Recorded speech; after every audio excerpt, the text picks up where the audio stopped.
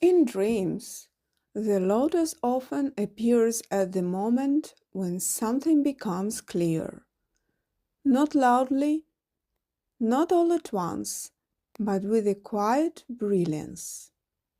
What opens is visible. What supports it?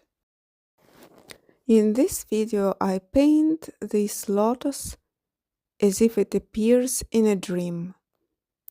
Thin layers of light open the white petals, but it's the shadow, deep, quiet greens, that makes the light visible.